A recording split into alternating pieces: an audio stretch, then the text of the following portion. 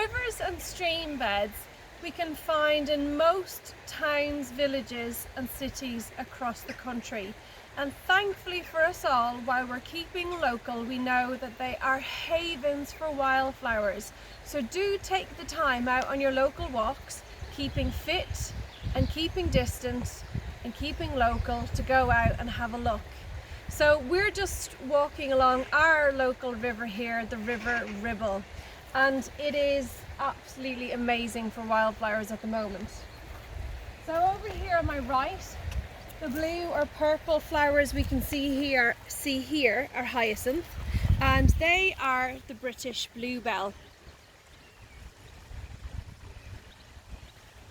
Now these aren't in their full glory yet because it's not quite May, but come May these will be vast blankets across the riversides and fell sides, and they are absolutely stunning. And the other thing we can see in amongst them here is dog's mercury. You can just see here a bluebell just starting to come up.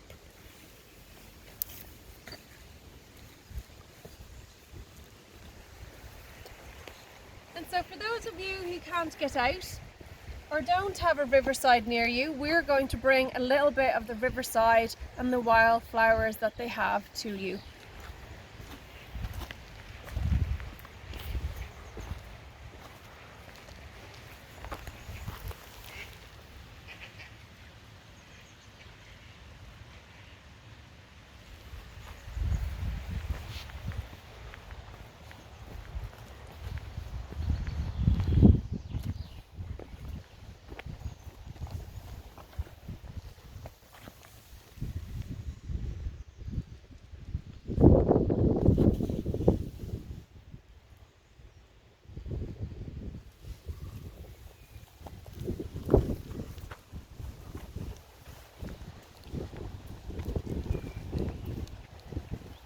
Here we have loads of a rather unusual looking flower called Butterbur, and it's not really a wildflower I particularly like when you look at it from a distance, but if you actually take the time to stop, and some of us really do have that time now, and you have a look in detail at the little tiny flowers, they are actually really beautiful, and the detail in them, they're actually quite exquisite.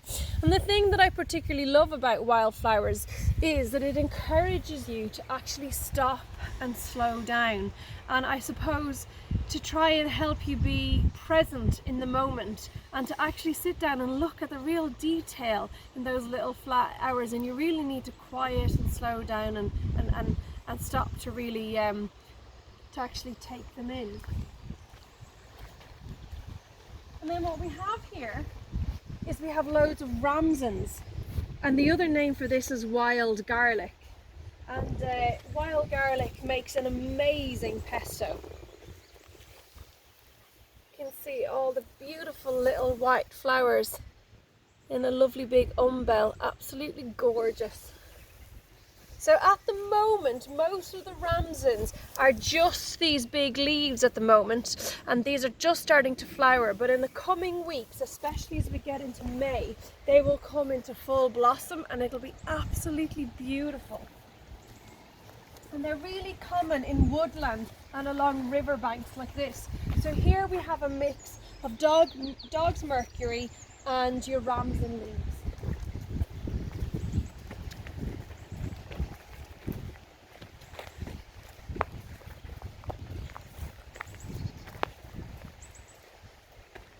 And now we're coming into the golden carpets of celandines, the first of the buttercup family to blossom in spring. And these are a real early spring indicator, and I just think they're beautiful.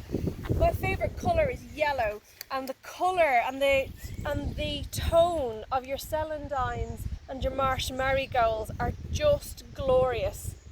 If happiness had a colour, it would be that of celandines.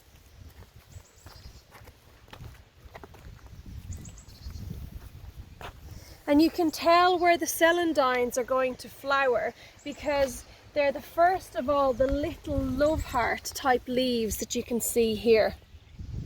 Absolutely gorgeous.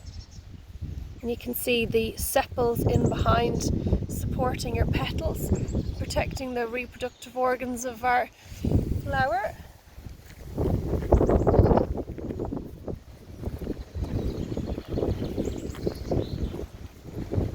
So I've literally only walked a few paces up the river, and there's loads of different species of flower and plant to see. And no doubt you can hear in the background the sound of all the different birds and the ducks that are flying past.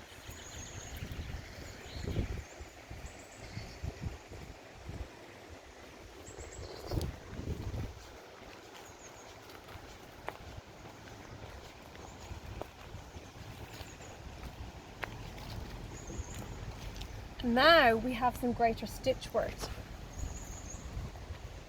This is a little bit early in the season for it, but you can see it's just starting to come out now.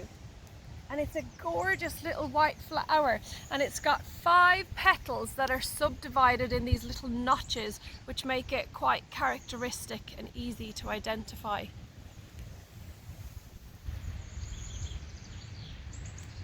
And again, you get these in grasslands and woodlands and on the verges of rivers.